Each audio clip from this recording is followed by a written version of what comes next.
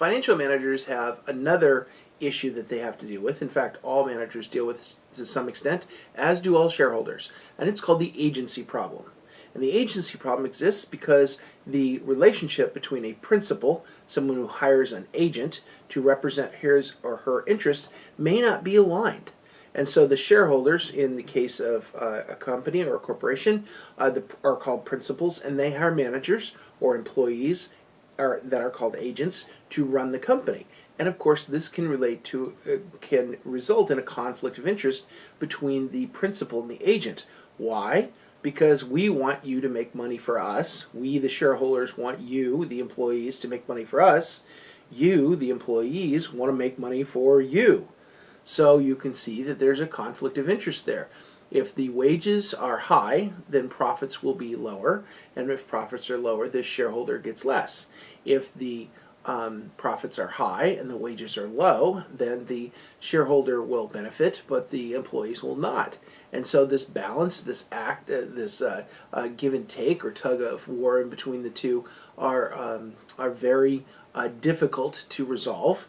And so we have conflicts of interest, and we call this the agency problem.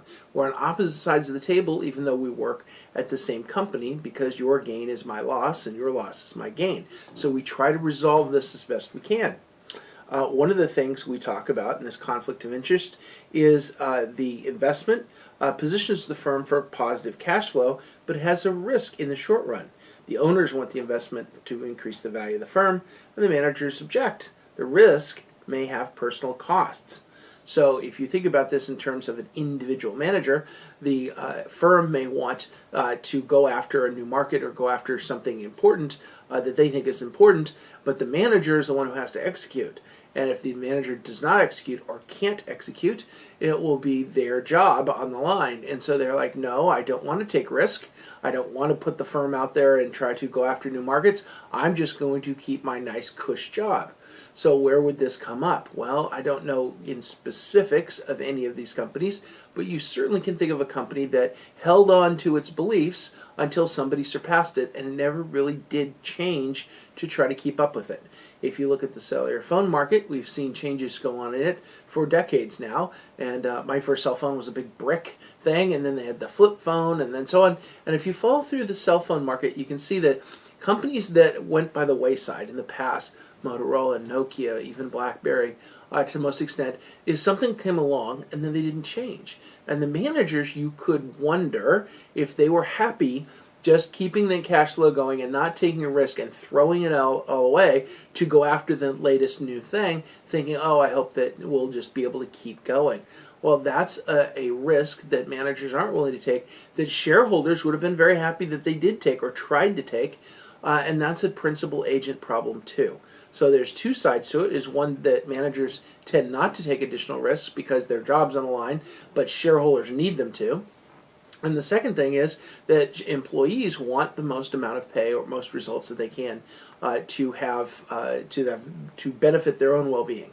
So there is one way to try to think about this if you're in a position to influence this in your company, and that is a meeting or matching of the principal and agent relationship. So, for example, and we've seen this for years, in tech companies, what they do is they give you a lot of stock options. So the employee pay is directly tied to the share price, so they align the goals of the employees with the goals of the shareholder. By aligning the goals with the employees and the shareholders, then they're both focused on the same thing. Stock price goes up, I make money, you make money, now we're aligned, and now we can work.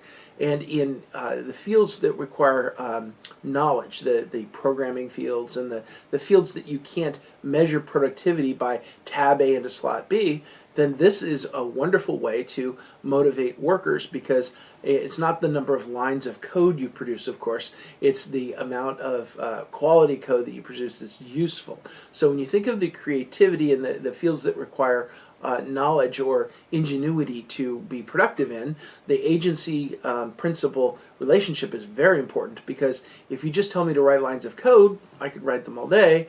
If you tell me write lines of good code because it will improve productivity and that will increase our sales and it'll increase the share price, and the share price is how you're getting paid, that's a whole different can of worms. So when you think of principals and agents, realize that there's an inherent conflict between having someone you hire do something and doing it yourself. And so if you're doing it yourself, you're going to be diligent about it. And if somebody else is doing it, they're still going to be looking a little bit, at least, out for themselves. And that conflict is threaded throughout all of our businesses. And so financial managers as well as regular managers need to be aware of that. And the best resolution to that is try to align or think win-win between both parties, principal and agent, having common goals and working towards those common goals. The more you can align those, the better off the company will be, the better off you'll be. And so think about win-win as you move through principal-agent agreements and situations going forward.